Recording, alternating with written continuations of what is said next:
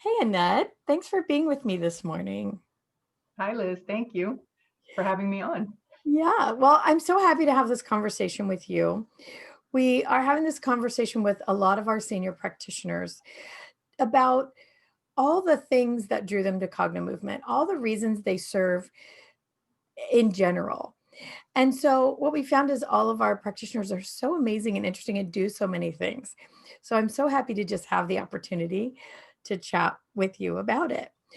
So before we got on camera, you told me something about what your mission is. Do you remember? Will you share that with us? Yes. I believe that my mission is to help people live a life they love because I guess some people don't realize that it's a choice.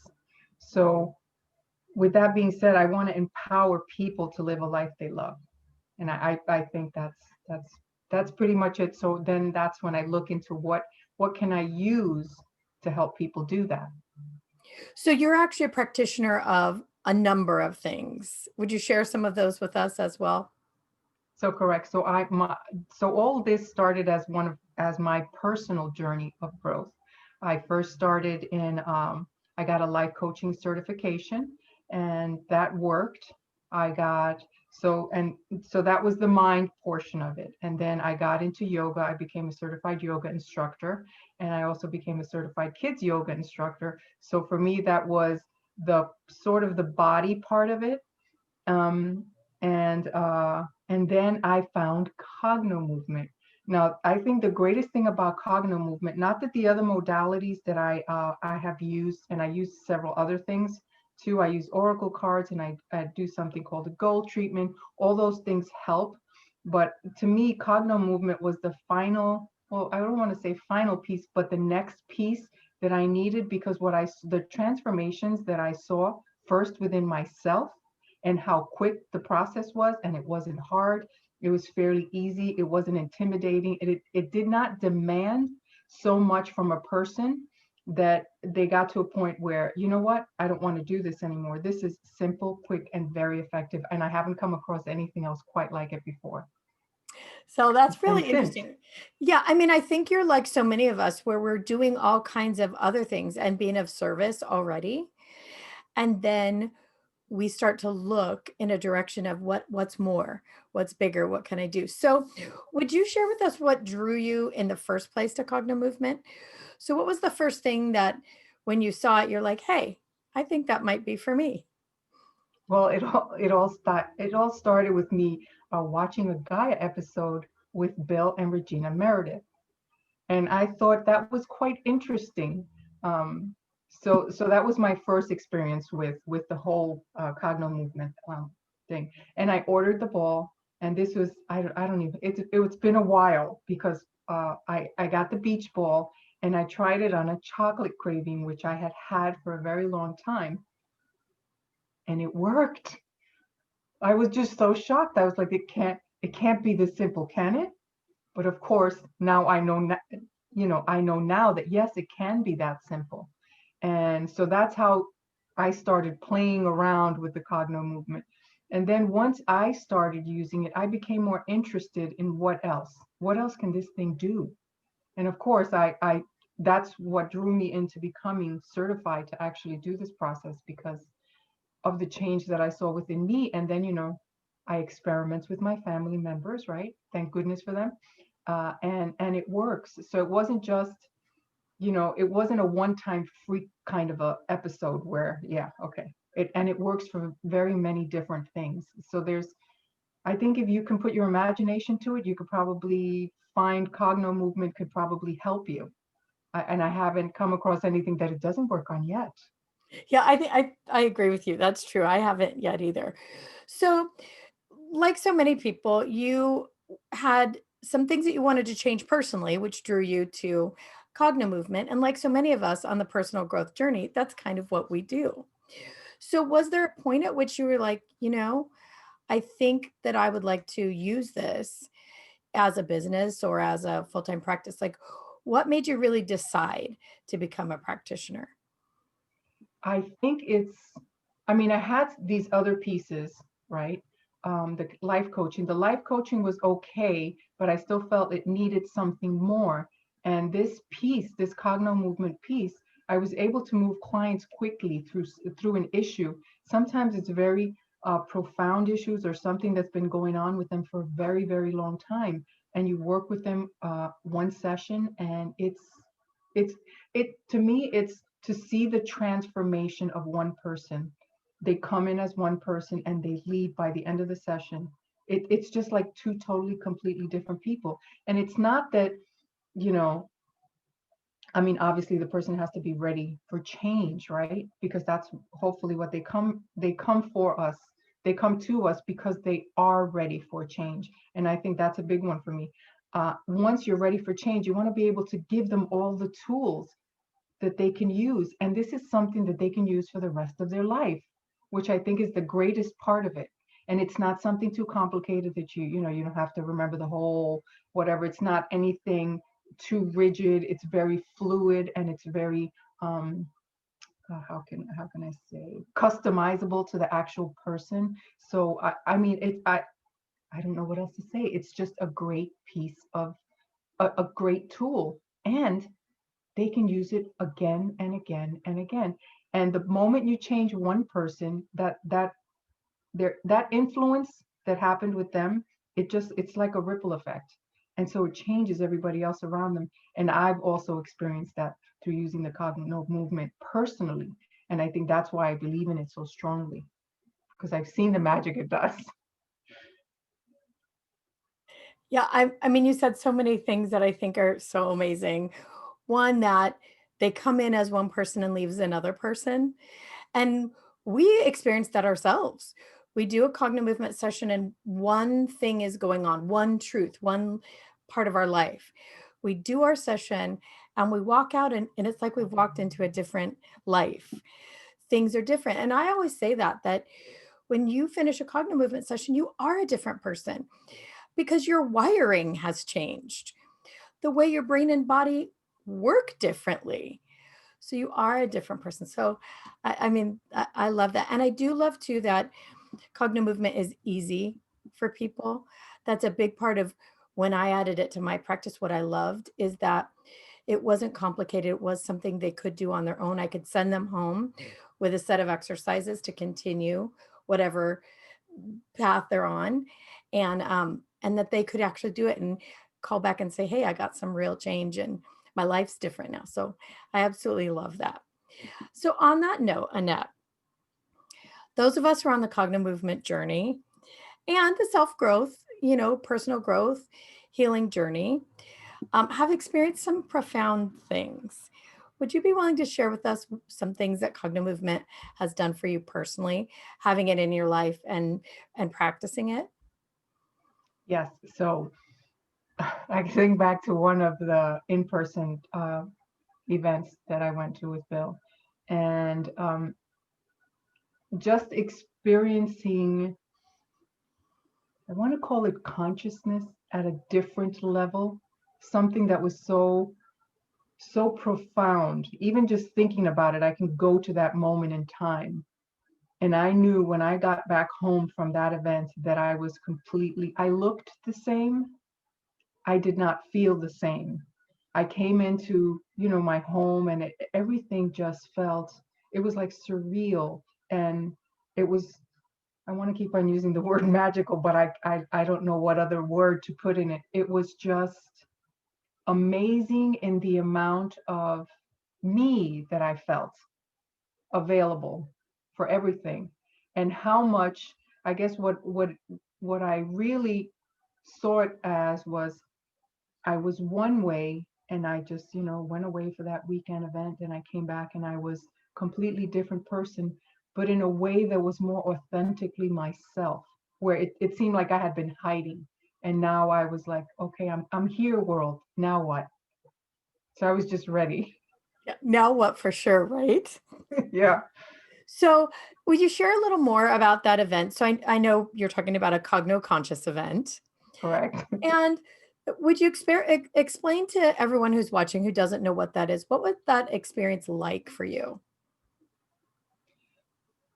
Well, it was interesting because I feel like I'm pretty open to a lot of things. I try not to come in with too much, you know, either expectations or what it should be like, or how I should be, or what I should walk away with, from any event with. But to come in and, first of all, know that this was actually something that you can work through, all the levels that you can work through. I didn't even know that was possible.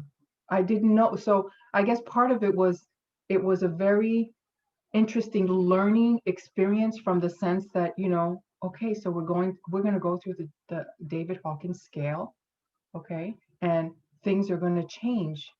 And of course, if I tell you that, you're like, oh, okay, great. What does that mean? Well, obviously it means something different for everybody.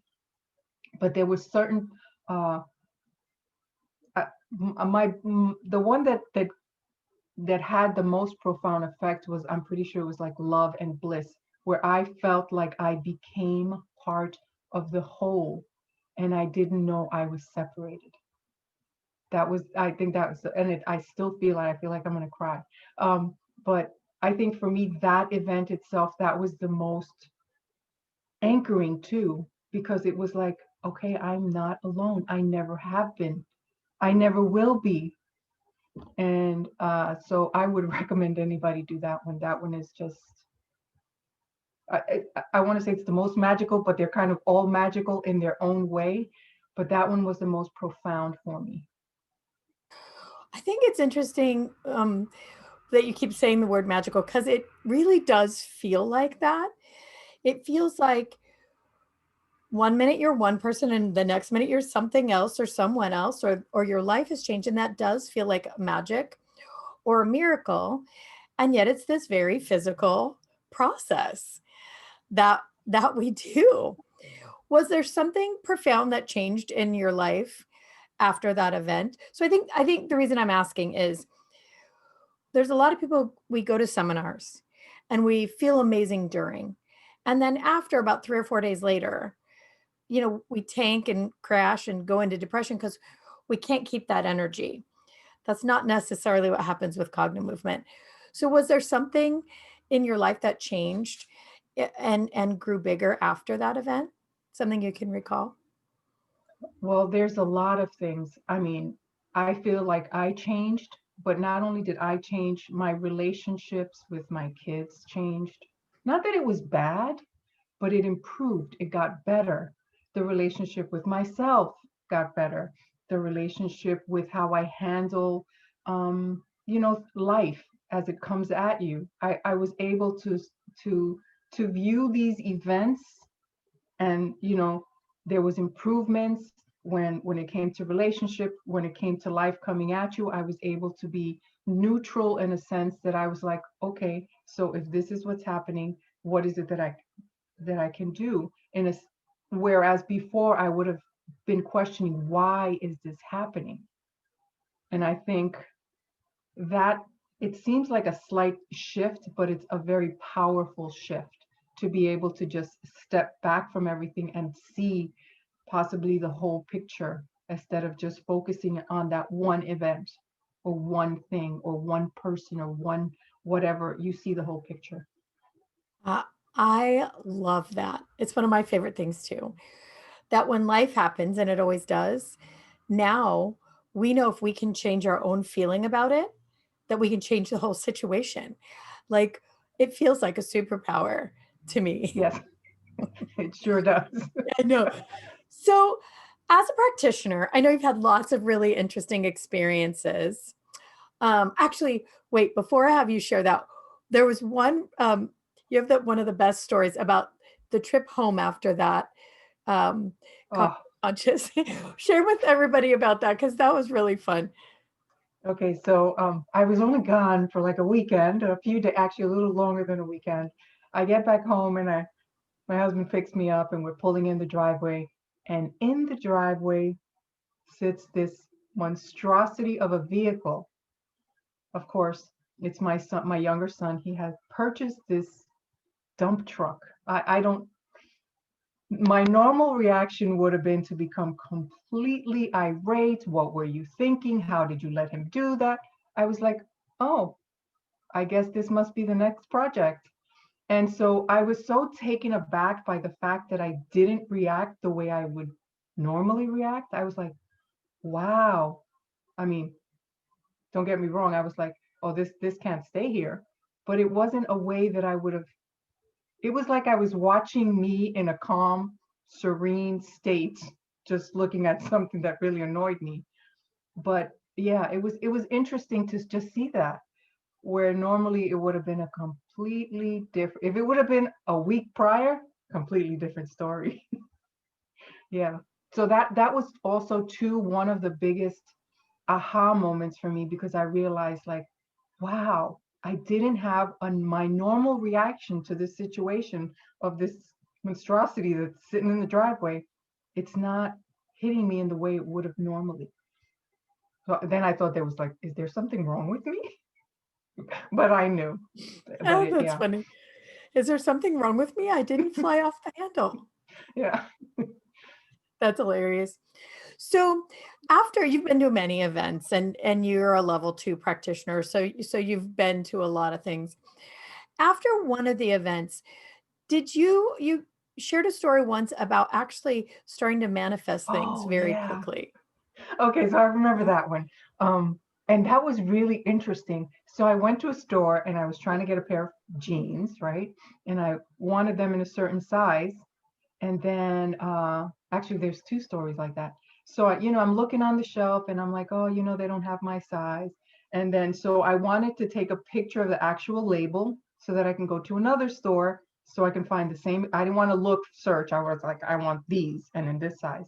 So when I looked again through the same pile of pants, the same stack of pants, there was my size. I was like, there's no way I could have missed this. I went through each and every one of the pants because I wanted them that day.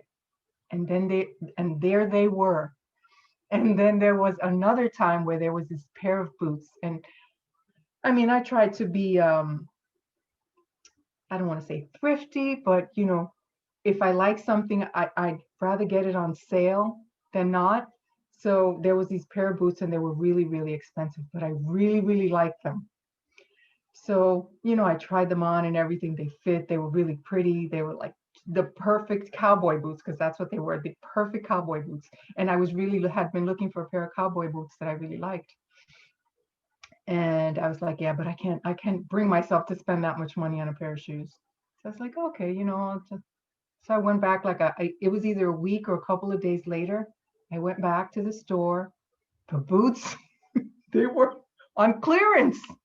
I was like, this must be a mistake. Not only were they on clearance, they were the only pair left, and they were in my size. I was like, yes, they're going home with me. So and it was boot season. So for the boots to even be on clearance, which I thought was a little weird, then I thought, oh, maybe there's something wrong with them. And I'm looking and I'm looking. I couldn't find anything wrong with them. I'm like, okay, they're mine. This is meant to be. And I had gone to the store to try them on again, to try to convince myself to buy them, because but yeah, they were there, the only one, the last pair left in my size. It's like, yes. I love those stories. So, I mean, that was right after an event, and Right. we're talking about how, you know, our work with Cognitive Movement tends to expand long after the event. So after that, did that sort of become a normal thing for you, that things just sort of pop up, or how has that been for you in the manifesting So department? yeah, that's interesting that you do say that, because normally if I have my mind set on something, and I'll get, okay, go here and look. And usually when I go here and look, it's there. Where normally I would have gone all over the place to look for whatever item it is, and then possibly not have found it. But yeah, so that does happen quite often. Or I keep on thinking of that one time where I came back from one of the events, and I can't remember which one, when and I don't even know what had me say, I am love, you are love, we're love. And I felt like that piece was the answer to everything. Once we can connect, not only should we able to connect with it, but also project it outward. I think that's where the magic happens too. I think so. I remember that. I was hoping you were going to tell that story about going through the airport with that.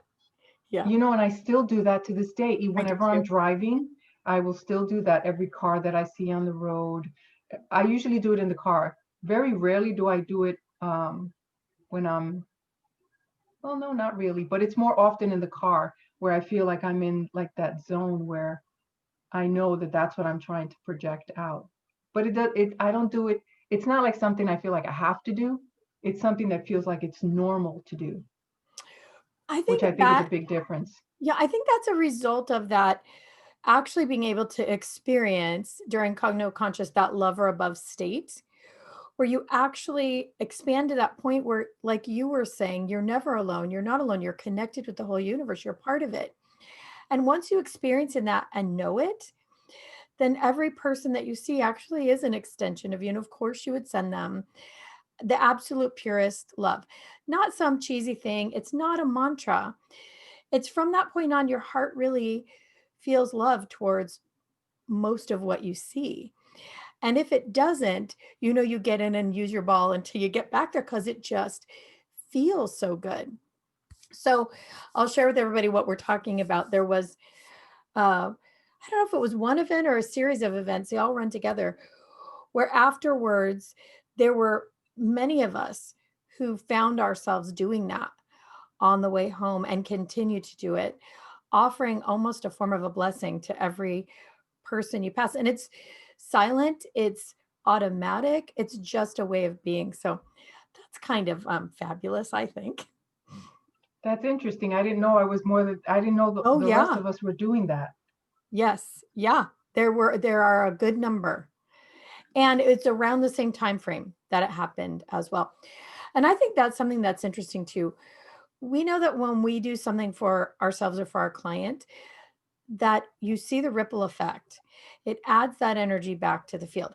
So, Annette, I'm going to put you on the spot a tiny, okay? Okay. So, what's your thoughts about why when we do this work, when we're, basically just clearing patterns out of our bodies, why do you think that leads to bigger manifesting skills or this feeling of benevolence and love for everyone? What's your opinion about that? Well, I believe that we are clearer and cleaner in a sense that the mundane stuff that could hold us down doesn't have the same amount of energy drain on us as it did before because we no longer need it. And so we open up ourselves to possibility. And so whenever you open up yourself to possibility, there is more perspective, there's more space, there's more of everything available to you because that is what you're looking for, as opposed to being stuck in just a certain way of thinking or doing. And most of it is unconscious. Most of the time we're not even aware why we're doing the things we're doing. We never question it. So I think this also gives us the opportunity to question, why is it that, right? So today I was driving back to come here. I noticed one word kept on coming up for me. And then I asked myself, where have I been doing that myself? And then I'm like, okay, that's because you get to a point where you become also aware of maybe if that programming that you had before is starting to inch its way back in, but you notice it. And then you could, well, for me, I just ask myself, well, if that's what you keep on noticing, where is it that you've ever done it? What that thing Bill says. When oh, I think of, but you know what I'm saying, right? Yeah. Where have I done that prior Yeah. or ever? So Yeah. yeah, Where have I ever? mhm. Yeah. It's so true. And I love what you're saying about that. It kind of warms my heart, that availability. What becomes available when we are cleaner, when we just don't have those patterns running anymore? Our energy, it's almost like running on green energy. Right. You know, that idea of running on green energy with no exhaust fumes. That's really, I think, what it feels like. And I really agree with you that that is where the magic happens and why the magic happens. So speaking of magic, as a practitioner, Um, would you tell us what you like the most? You kind of did a little about being a practitioner, about actually being able to do the work for other people, because we've talked a lot about what it's done for you. So I think for me, the magic comes in when you're able to, like, my thing is empowering people to live a life they love because we have a choice. Some of us are not aware of that. And if you can show somebody how easy it is to do that and you get to witness it, I think that is such a privilege. So being a practitioner, that's what it has done for me. For me, it's a privilege to work with every person that I work with and every future person that I will be able to work with. It's just like, this is what I was here to do. Like, I wouldn't want to do anything else. You see the transformation of the person, and you can see the storylines change, and they now become the person they're supposed to be, or the person that they're authentically meant to be, as opposed to getting all that pre-programmed guidance from somebody that, I mean, it wasn't in the intentions were not bad, but the intentions might have been okay for the person, for whatever, like our parents, they did the best they could with what they had, right, within their time. But that doesn't mean that that was perfect for us.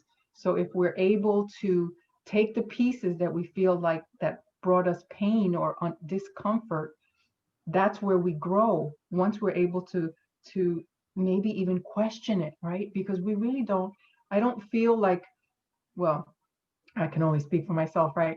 Where we're not really taught to question things like, why do we do things a certain way? Why is it like this? And once you do start questioning that, you might wonder, you might realize that, well, maybe they didn't question it either. And so it's just passed down.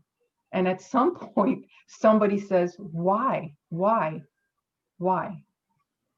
So for me, I'm not saying that I'm going to answer everybody's why, but being able to help them take a peek in that door and say, yes, look, you can answer that question for yourself. And here are some of the ways that you can do it. I love that too. And that you can also take that why and delete the pain out of it. We like to say Correct. suffering is optional. You can take that why and delete the pain out of the body and therefore stop the pattern in its tracks for generations to come. I Yeah. love that about it too. So we have an inside joke as practitioners. Where's my miracle today? Right? If we haven't experienced one in the last 24 hours, we're like, where is it? So, would you share with everybody in the form of your favorite miracles story or stories, um, for why we say that? Why, what's the motivation behind that? Where's my miracle today? What's your favorite story as a practitioner? Well, I'll go into a story in a minute, but just to know that that's a normal, I think that's the biggest takeaway for me, knowing that that's a new normal for this process that we're doing, right? Um, I had a client who came in and he had been dealing with something, I want to say it was like 45 years. And after a session, the realization that came about for him and how he was able to put the pieces together so that he can tell himself a different story about what the situation was. When he realized, right, that there was nobody to blame really, it was just the way he was looking at it, his perspective of the storyline. And he became neutral over the situation, which meant that he now has a whole bunch of energy to take into his creative pursuits. And actually that's what he's doing now. He I don't want to say he changed careers completely, but he had put something on hold that he really needed to be doing, his creative side. He had kind of paused it. And after the session, so that creativity started coming back in different ways. And I think it was because of the session and his ability to be able to look back on that a circumstance with neutrality. And so it's just, I can't describe it. There's, well, maybe if you're a mom and you've had, that first baby, And I don't know about you, but I remember when I was pregnant and you go for the checkups and you hear the heartbeat and I'm like, okay, it's hard. But when you see the baby for the first time, that that emotion, which is so undescribable, that is probably the closest thing that I can put to having worked with a client where you can see their transformation. It's just a miracle. It's just a miracle. It's so true. And that description that you just gave, I mean, for other people listening, it might sound strange to describe seeing your client make that kind of transition the same as a baby, seeing your own first baby, but it's true. The joy and the fun and the just miraculousness of that kind of a transition, something that somebody's carrying for 45 years, to be able to delete that and have their energy back and now choose something else. It really, I mean, it just is a miracle, and it feels like a miracle to them and to us. So do you have any other favorite stories? Well, so I'll tell you a little bit more about that one. That one to me felt like also he came in it in a cocoon, right? And when he left, he came out of that cocoon and he was spreading his wings. And that one was that one was the most profound shift. He came in and his whole body was tight and he was kind of reaching inner, like he was just basically holding himself. And by the time he left, he was walking straight upright. His complexion changed, his voice changed. It was like two different people. And I think, I mean, so not all the sessions are major like that, where you see this huge transformation. Some of them are subtle or slight, but you still notice it. And I think one of the things is it's such a privilege to witness it. I think for me, that's my biggest thing, to be able to witness that. And now, via the computer, you can still do it over Zoom. That's even better, because then it doesn't matter where they are, right? What's happening outside doesn't really constrict us from, spreading this, letting this empowering message come out, and telling people that, you know what, it's okay. It's okay if you're ready. There's something that we can do with you. And Cognomovement has been the one that's given me the most joy. Sometimes I feel a little selfish, because I'm like, wow, but it's I can't describe it as I've never done anything else quite like this. Even, my yoga, and I work with the kids, and the kids are great. And the kids are really good, because they tell you like it is, and they don't hold anything back. So they're pretty good. But just to see that we're all really little kids just waiting to be acknowledged. I think that's kind of it. We're just Yeah. waiting to be acknowledged. And guess who needs to acknowledge us? We do. We don't really need it from somebody else. And I think that's kind of the way it's been late. Well, for me, I can only speak for me, right? Where I don't need someone else's acknowledgement. I mean, it's nice if they have it, that's a good, but that's also their opinion of it. But if when I can acknowledge my sacredness, because that's how I see these, whenever I have a session with anybody, I see it as a sacred act, because they're allowing you into a space of their most vulnerability. And so I treat that with the utmost of respect. So I'm so lucky I get to do this. I don't know how else to describe it. Yeah, I feel that way too. It's such an honor when we get to see that transformation. And as Cogno movement practitioners, that's the hallmark. When we know that they've created change, it's because their body looks different. We in that moment notice their neurology has changed. Their skin color looks different. Their eyes look different. Their posture is different. Like you said, their voice is different. We get to witness that miraculous change, in an hour or 90 minutes, they come in as one person and go out as another, just like you said. And it feels like an honor and a miracle. And it's just really so beautiful. So, Annette, how can people work with you? Okay, so if you're not in the New Jersey area, I work through Zoom, and my website is allofmetlc.com. That's also all of my media, social media, social media on Instagram, on Facebook, It's allofmetlc.com. You can also reach out to me, allofmetlc@gmail.com. And yeah, So people can come see you in person, so yes, or they can work with you via Zoom yes, as well. correct. And there's another way you can find Annette if you're watching this and I want to reach out to her is directly through the cognomovement.com website.